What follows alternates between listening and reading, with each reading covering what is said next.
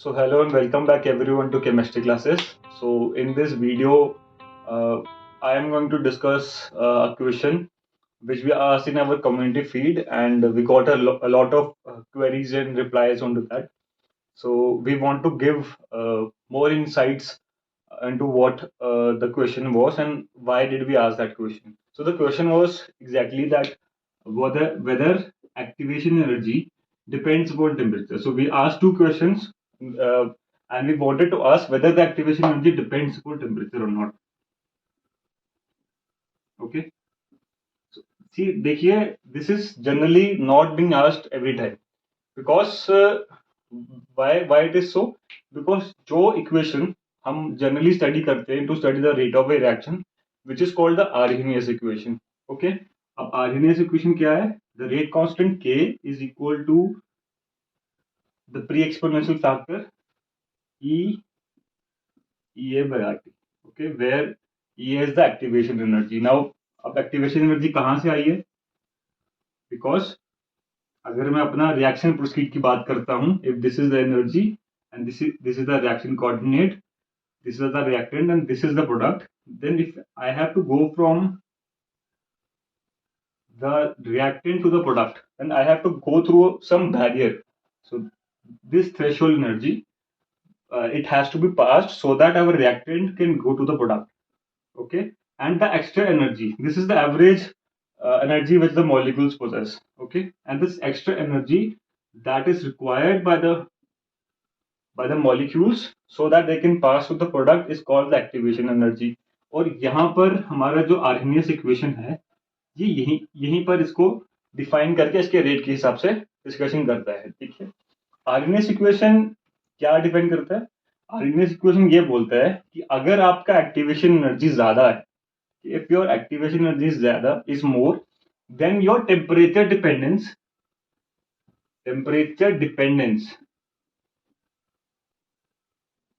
of rate is more. मतलब supposedly किसी reaction है उसकी एक्टिवेशन एनर्जी 100 किलो जूल पर मोल है. ओके. और एक रिएक्शन है जिसकी एक्टिवेशन एनर्जी 10 किलो जूल पर मोल है. ओके. तो जो 100 किलो जूल पर मोल की जो रिएक्शन है उस पर अगर मैं सपोजिटली टेम्परेचर को 10 डिग्री सेल्सियस इंक्रीज करता हूं दोनों में, तो जो 100 किलो जूल वाली रिएक्शन है जिसमें एक्टिवेशन एनर्जी ज्यादा है, इसका रेट ज्यादा बढ़ेगा. ठीक है. It will have a more profound effect on the rate, whereas a lesser activation energy reaction जो है उसका जो रेट चेंज है with the increase in temperature there will be the rate change, but will not be as prominent as a reaction which has a higher activation energy. तो Arrhenius equation को ये कहता है. ठीक है. आर्हेनियस इक्वेशन ये हमको डिफाइन करता है कि एक्टिवेशन एनर्जी का रेट से क्या लेना देना है, और जिसकी एक्टिवेशन एनर्जी ज्यादा होगी उस पर रेट डिपेंडेंस ज्यादा हो जाएगा. ठीक है. अभी इस आर्हेनियस इक्वेशन में दो फैक्टर्स हैं. एक है ये प्री एक्सपोनेंशियल फैक्टर और एक है हमारा एक्सपोनेंशियल फैक्टर. जो एक्सपोनेंशियल फैक्टर है ये आया कहां से है? ये आया है हमारा बोल्ट्जमैन डिस्ट्रीब्यूशन कर्व से. ओके. मतलब जनरली डिफाइन ये करता है, अगर आप बोल्ट्जमैन डिस्ट्रीब्यूशन कर्व को पढ़ोगे तो अगर आप कोई भी energy E to the power E, मैं आर को केबीटी के फॉर्म में लिख रहा हूं. ठीक है. अगर आप इसको रिप्रेजेंट करते हो, ये जनरली डिफाइन करता है फ्रैक्शन ऑफ मॉलिक्यूल्स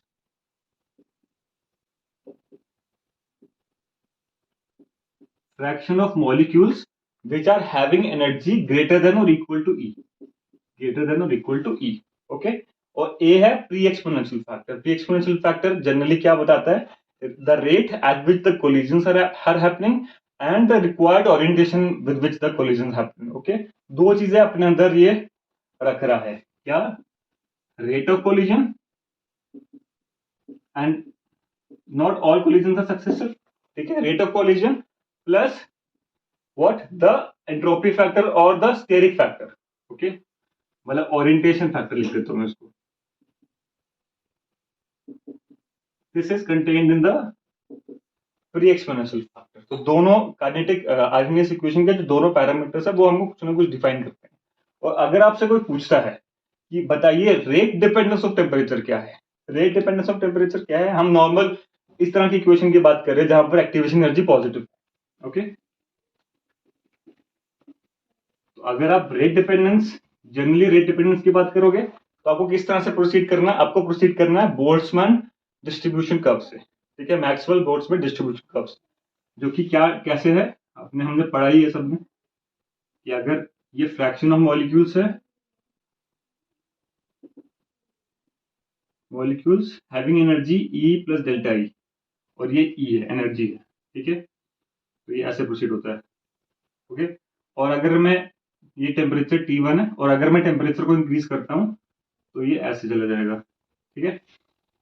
सपोजिटली अभी हम फ्रैक्शन ऑफ मॉलिक्यूल्स की बात करें जो कि आरएनएस में है, EA, सपोजिटली ये हमारा EA है। इसमें थोड़ा ध्यान रखना कि ये obviously EA is not absolute, EA is actually the difference between the reactant molecules, average energy of the reactant molecules and the maximum energy required, threshold energy. इसको मैं ET भी लिख सकता हूँ, थ्रेशोल्ड एनर्जी, बट आपको explain करने के लिए बता रहा हूँ कि supposedly this is EA and lower temperature पे this is T2, suppose lower temperature T1 पे these are the number of molecules, okay, these are the number of molecules which will have the required energy to go to the product, and as we increase the temperature the number of molecules having the required energy increase, and since the number of molecules यानी कि ये parameter आपका increase हो गया, ये parameter आपका increase हो गया, अगर ये पैरामीटर आपका इंक्रीज हो गया तो ऑटोमेटिकली आपका रेट कांस्टेंट बढ़ गया, और अगर आपका रेट कांस्टेंट बढ़ गया तो आपकी एनर्जी आपका जो रेट ऑफ द रिएक्शन है वो बढ़ जाएगा, ठीक है। तो अगर आपसे कोई पूछता है डिफाइन करो rate of the reaction dependence on temperature, तो this is how you have to proceed, that number of molecules बढ़ गए जिसके पास काइनेटिक एनर्जी, जिनके पास एक्टिवेशन एनर्जी थी, and hence the rate is increasing. Plus अगर कोई आपसे आर्हेनियस इक्वेशन की इंपॉर्टेंस की बात करता है तो सबसे पहले ये आर्हेनियस इक्वेशन बताता है कि एक्टिवेशन एनर्जी का टेम्परेचर डिपेंडेंस क्या है, मतलब जिसका हायर एक्टिवेशन एनर्जी है उस पे टेम्परेचर चेंज करने पे ज्यादा इफेक्ट पड़ेगा रेट पे, ठीक है। बट एक चीज और जो आर्हेनियस इक्वेशन अपने साथ लेके चलती है, मतलब जो उसके साथ इनबिल्ट है, ये आर्हेनियस इक्वेशन है, something which is inbuilt in this equation itself, ठीक है। इसमें क्या इनबिल्ट है, is the very concept, the very क्या बोलते हैं, एक्सेप्टेंस, या फिर चलो very acceptance that activation energy is independent of temperature, ठीक है। हम पढ़ते हैं आर्हेनियस इक्वेशन, आर्हेनियस इक्वेशन से हम रेट डिफाइन करते हैं, और आर्हेनियस इक्वेशन जब डिराइव हुई है वो ये मान के चली है कि एक्टिवेशन एनर्जी जो है वो इंडिपेंडेंट ऑफ टेम्परेचर है। और अगर आपसे कोई पूछता है कि bye defining the activation energy through Arrhenius equation does the activation energy depend upon temperature or not, you will say no, ठीक है, बिकॉज ये इसका इनबिल्ट ही है कि एक्टिवेशन एनर्जी चेंज नहीं होगी, तभी आर्हेनियस इक्वेशन आई। और अब हम देखते हैं कि आर्हेनियस इक्वेशन आई कहां से। तो जब हम आर्हेनियस इक्वेशन को डिराइव करने की कोशिश करेंगे तब हमको क्लैरिटी मिलेगी कि क्यों आर्हेनियस इक्वेशन टेम्परेचर इंडिपेंडेंट मानती है एक्टिवेशन एनर्जी को, ठीक है। अब ये देखिए आई कहां से आर्हेनियस इक्वेशन, ये आई है थर्मोडायनेमिक्स से। Okay, so we have to go to the thermodynamics. Okay, thermodynamics में we have studied van Hoff equation,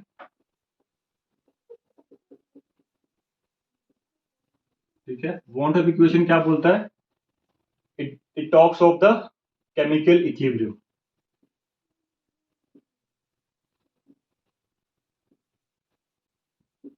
chemical equilibrium का टेम्परेचर डिपेंडेंस। ओके, जैसे ही हम इसकी बात करेंगे तो क्या डिफाइन करता है, D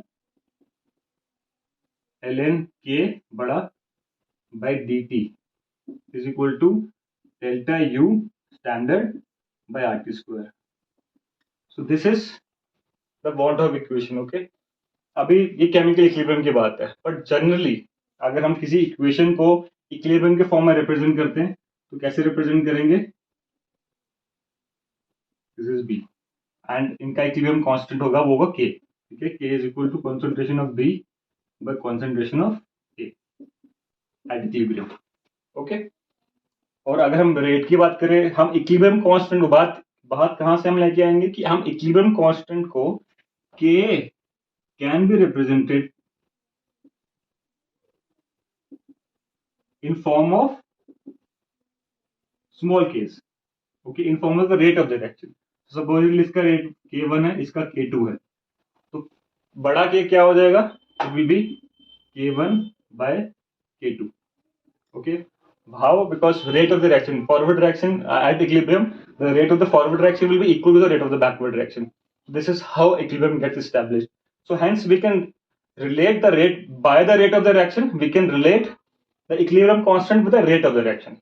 Okay, by the definition of the forward rate and the backward rate, and by the definition of the concentration of the reactant and the product, we can basically relate the equilibrium constant with the rate constant, and this is how we will proceed to the Arrhenius equation. Okay, हमने Van Hoff equation use कर लिया।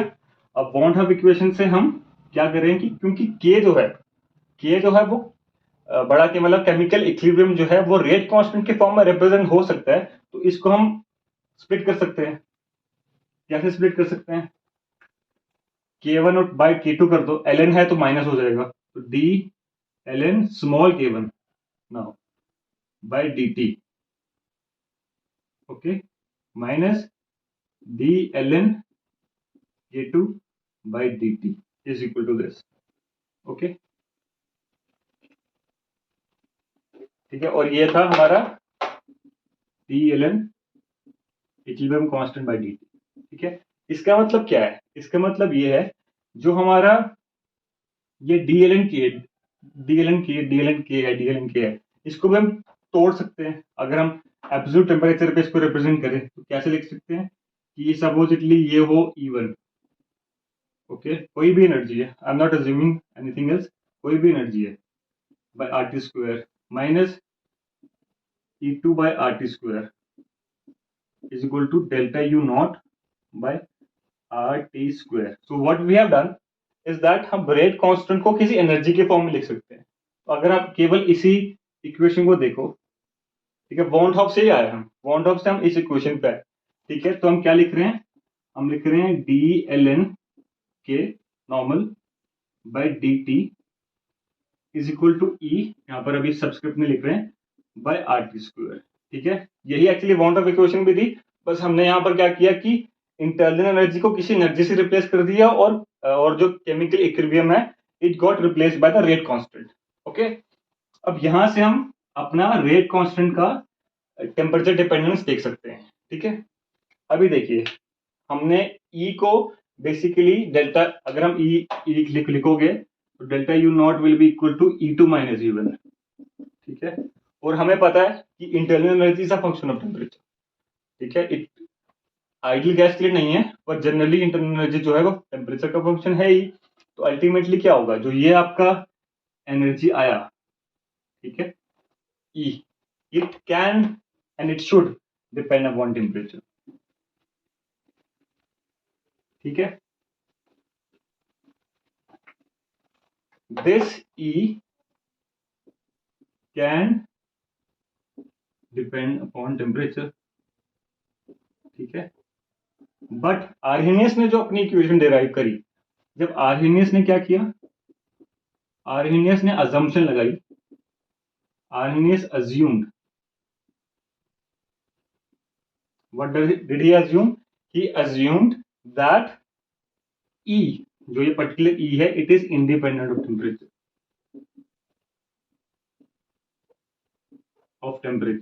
ठीक है। और ठीक है, E is independent of temperature and this is the activation energy, okay. क्या मान लिया कि E जो है वो इंडिपेंडेंट ऑफ टेम्परेचर है और ये एक्टिवेशन एनर्जी है। और अगर आप इसको इंडिपेंडेंट ऑफ टेम्परेचर बनाओगे और इसको थोड़ा मॉडिफाई करोगे, you will get this equation, A is equal to A मतलब some constant E to the power minus E by RT, और आर्हेनियस ने इसी E को EA बोल दिया, ओके, ठीक है।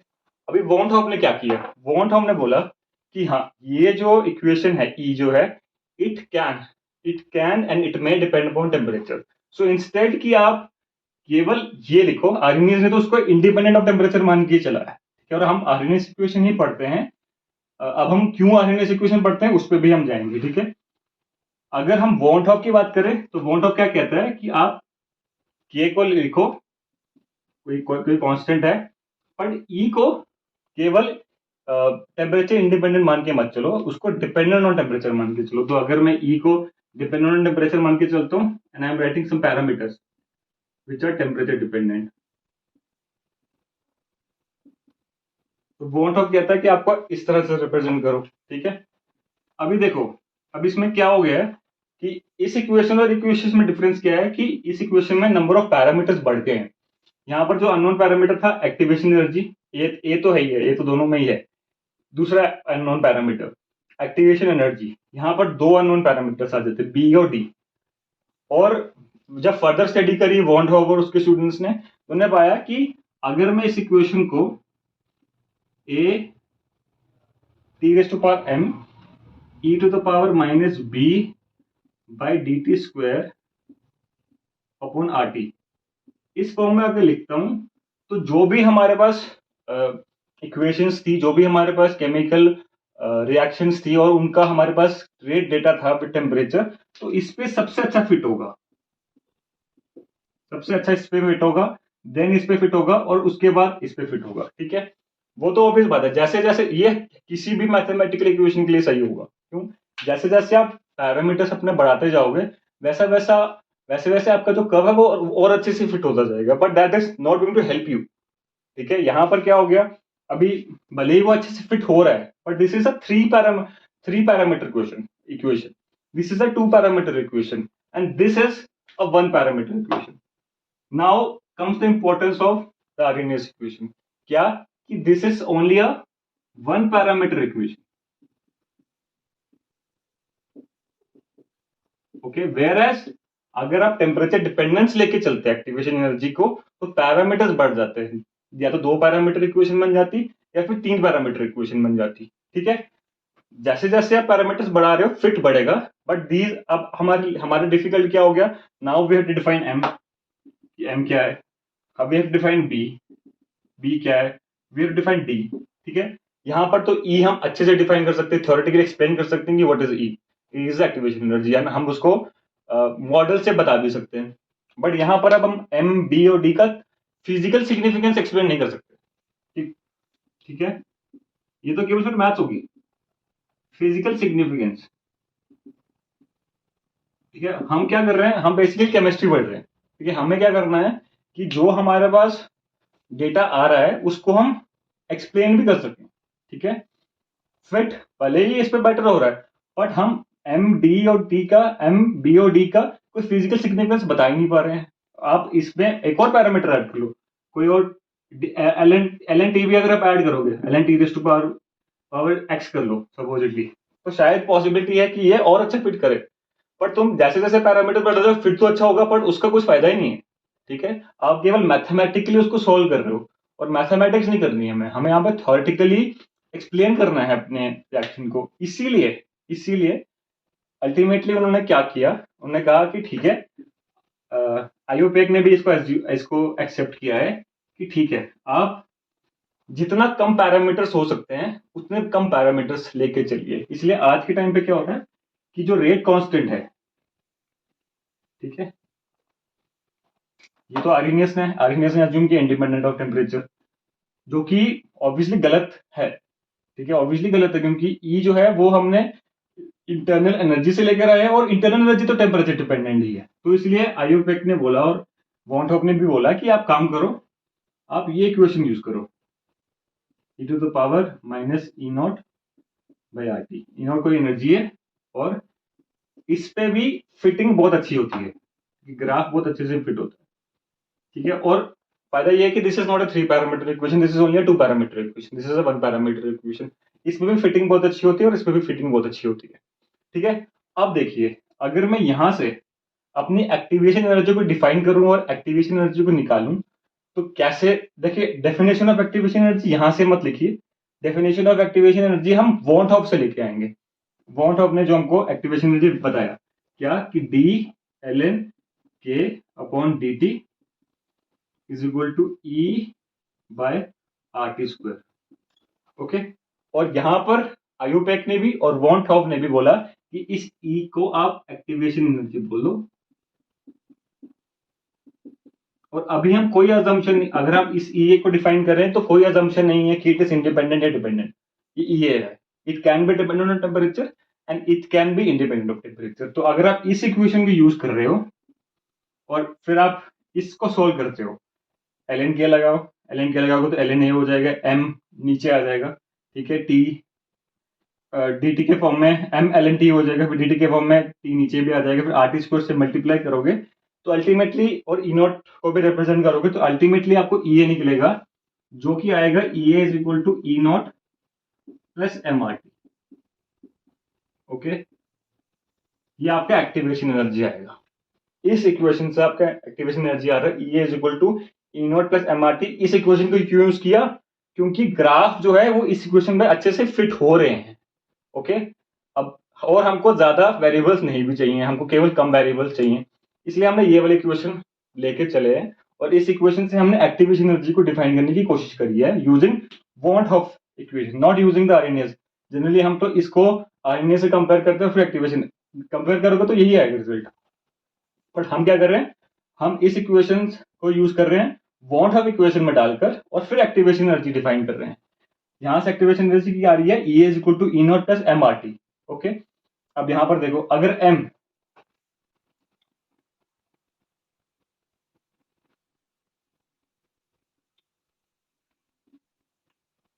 ठीक है, अगर एम हमारा, ठीक है, एम अगर 0 है तो activation energy will be equal to E not.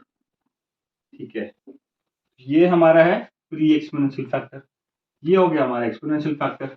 Exponential factor यानी कि वो फ्रैक्शन ऑफ मॉलिक्यूल्स जिनकी एनर्जी ई नॉट या ई नॉट से ज्यादा है। ठीक है, अगर अगर हमारा pre exponential factor temperature dependent है, अब आ रही है हमारी बहुत इंपॉर्टेंट लाइन, जो कि अगर आपसे कोई पूछता है तो आपको वही लाइन बोलनी है यहां से इसको डिफाइन करके कि if the pre exponential factor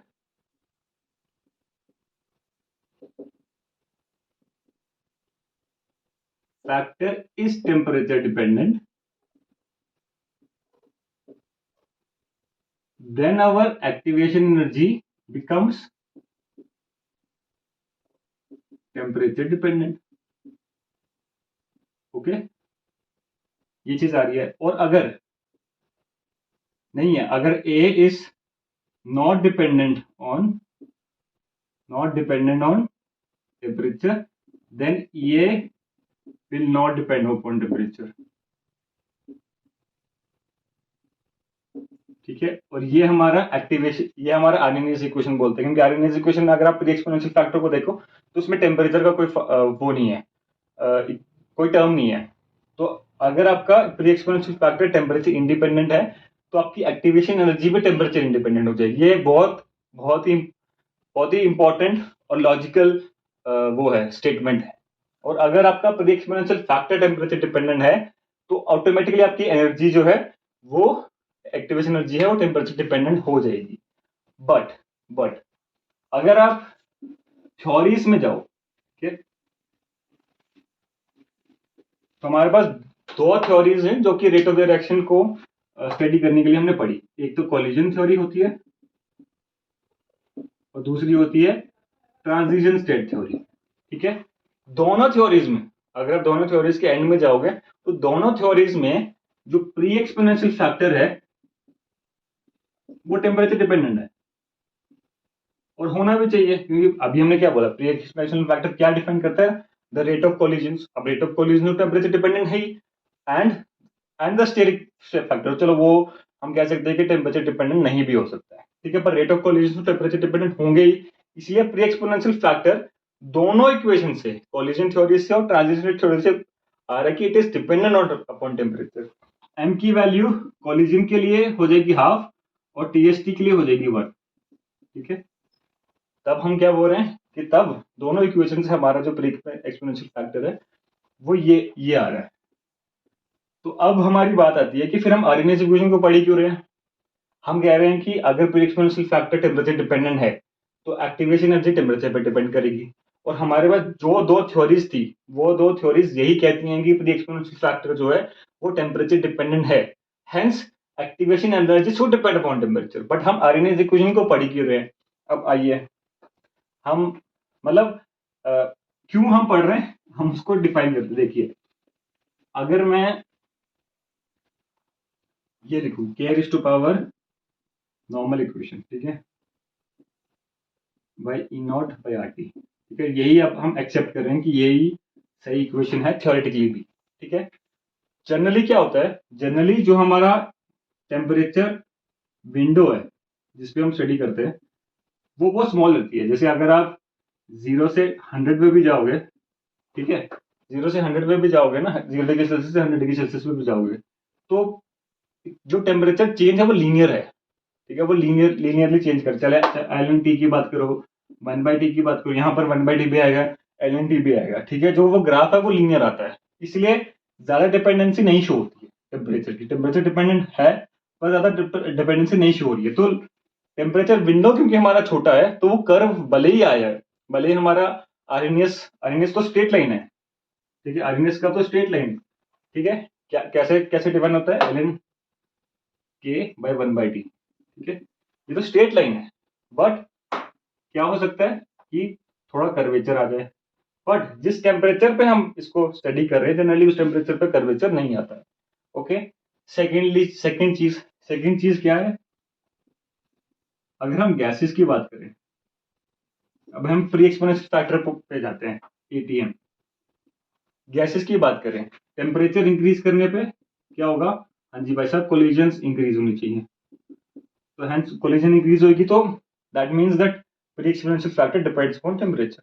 but अभी टेम्परेचर इंक्रीज करने से और कांस्टेंट प्रेशर पे क्या हो जाएगा, वॉल्यूम बढ़ जाएगा, वॉल्यूम बढ़ेगा तो डेंसिटी बढ़ जाएगी, डेंसिटी कम हो जाएगी, और अगर डेंसिटी कम हो गई तो मॉलिक्यूल्स भले ही उनके पास एनर्जी आ गई है पर वो दूर हो गए, और क्योंकि वो दूर हो गए अब उनका कोलिजन की जो प्रोबेबिलिटी थी वो कम भी हो गई है। मतलब दो फैक्टर्स है, कोलिजन की प्रोबेबिलिटी बढ़ी क्योंकि टेम्परेचर बढ़ गया, अब कोलिजन की प्रोबेबिलिटी कम हुई क्योंकि टेम्परेचर बढ़ाने से वॉल्यूम बढ़ गया और वॉल्यूम ने उनको दूर दूर कर दिया, ठीक है। तो इसलिए दो फैक्टर्स एक साथ प्ले हो रहे हैं यहाँ पर, इसलिए भले ही प्री एक्सपोनेंशियल फैक्टर डिपेंड कर रहा है टेम्परेचर पर उतना डिपेंडेंसी नहीं हो, क्योंकि दो डिफरेंट डिफरेंट फैक्टर्स यहाँ पर ऑपरेट कर रहे हैं, इसलिए गैसेज में उतना इफेक्ट नहीं मिलेगा हमको, ठीक है, लोअर टेम्परेचर रेंज के लिए नहीं मिलेगा, इसलिए हम आरएनएस इक्वेशन को ही पढ़ते हैं। क्यों? क्योंकि ये दो फैक्टर्स जो कि ऑपोजिट में प्ले हो रहे हैं वो प्री एक्सपोनेंशियल फैक्टर को टेम्परेचर पे इतना डिपेंड होने नहीं देते हैं, और अगर वो नहीं होगा तो इंडिपेंडेंट हो जाएगी हमारी एक्टिवेशन एनर्जी टेम्परेचर के, इसलिए हम आरएनएस इक्वेशन पढ़ रहे हैं।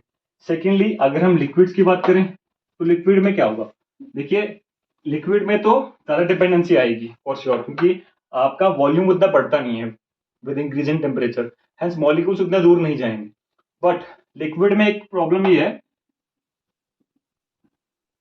कि जो एक्टिवेशन एनर्जी आप वहां से निकालोगे वो केवल रिएक्शन की एक्टिवेशन एनर्जी नहीं होगी, वो एक एक्टिवेशन एनर्जी या फिर एक्टिवेशन बैरियर उसको भी इंक्लूड करेगा जो कि डिफ्यूजन की वजह से वहां क्रिएट हुआ। क्यों? क्योंकि आपने दो, जब आप रिएक्शन कर रहे हो आपने दो सॉल्यूशंस लिए या फिर किसी सॉल्यूट को किसी सॉल्वेंट में डिसॉल्व करके पुट किया, तो क्या होगा कि डिफ्यूजन होगा हायर कंसंट्रेशन से, जो भी सॉल्यूशन में लोअर कंसंट्रेशन की पॉसिबिलिटीज है वहां हमारे मॉलिक्यूल डिफ्यूज होंगे, और जब वो डिफ्यूजन करेंगे तो वहां पर एक डिफ्यूजन बैरियर भी क्रिएट होगा, और उस डिफ्यूजन बैरियर से एक्टिवेशन एनर्जी क्रिएट होगी, डिफ्यूजन की एक्टिवेशन एनर्जी। तो अगर आप लिक्विड की बात करोगे, देखो पीयर एक्सपोनेंशियल फैक्टर तो टेम्परेचर डिपेंडेंट हो ही गया वहां पर, और वहां पर एक्टिवेशन एनर्जी क्या करेगी कि डिफ्यूजन की एक्टिवेशन एनर्जी को भी आपस में इंक्लूड कर लेगी, अपने में इंक्लूड कर लेगी। तो अगर तब भी लिक्विड में भी अगर आप आरएनएस इक्वेशन अप्लाई करोगे आपका ग्राफ जो है वो मोरलेस स्ट्रेट ही आएगा, तब भी हम अज्यूम करके चल सकते हैं कि उस केस में भी हमारा जो प्री एक्सपोनेंशियल फैक्टर है वो टेम्परेचर पे उतना डिपेंड नहीं कर रहा है, ठीक है। क्यों? क्योंकि एक्टिवेशन एनर्जी ने उसको जो डिपेंडेंसी थी उसको इनकॉर्पोरेट कर ली है, और तब भी अगर आप ग्राफ प्लॉट करोगे तो वो स्ट्रेट लाइन आएगा, और वहां पर भी आरएनएस इक्वेशन कहीं ना कहीं फिट हो ही जाएगी। तो अल्टीमेटली हम किस कंक्लूजन में पहुंचते हैं, देखिए अल्टीमेटली हम क्या कंक्लूड करना चाह रहा हूं, यही कंक्लूड करना चाह रहा हूं कि टेम्परेचर डिपेंडेंट है एक्टिवेशन एनर्जी, अगर वो प्री एक्सपोनेंशियल फैक्टर डिपेंड करता है, हमने कहा कि प्री एक्सपोनेंशियल डिपेंड करेगा ही करेगा, चाहे आप कोई भी थ्योरी से जाओ, pre exponential factor will depend upon temperature. Hence, activation energy should always depend upon temperature. But for practical reasons, हम अगर प्रैक्टिकलिटी की बात करेंगे तो प्रैक्टिकल रीजंस में जनरली हमारा जो ग्राफ है वो आरएनएस पे फिट हो जाता है, और क्योंकि वो आरएनएस पे फिट होता है और आरएनएस इक्वेशन खुद ही अज्यूम करके चलती है कि activation energy will not depend upon temperature, इसीलिए हम जनरली मान के चलते हैं कि activation energy is independent of temperature. But वो है भी, और हम मान के चलते ही नहीं है क्योंकि मोर और लेस फर्क नहीं पड़ रहा है। हम जिस टेम्परेचर पे बात कर रहे हैं, टेम्परेचर रेंज पे बात कर रहे हैं, वो फर्क नहीं पड़ रहा है। तो ये एक अच्छा कंसेप्ट था एक्टिवेशन एनर्जी का। होप आपको समझ में आया है, और अगर आपको और इस पे डाउट्स हैं या और क्लैरिटी है, please write to us on comment section या हमको मेल कीजिए, so that we have a discussion on this is a very important concept. बहुत बार ये खास तौर से बाद के इंटरव्यू में पूछा गया था, हमसे भी पूछा गया था, we were not able to answer it like this. हमने तो उसको तो बोल्ट्जमैन डिस्ट्रीब्यूशन के फॉर्म में डिफाइन कर दिया था, बट हमको उसको इस तरह से डिफाइन करना है। ठीक है, होप आपको समझ में आए, और कुछ भी आपके डाउट्स हैं वो आप हमें मेल कीजिए और हमारे कमेंट्स पे लिखिए। So thank you so much for watching this video.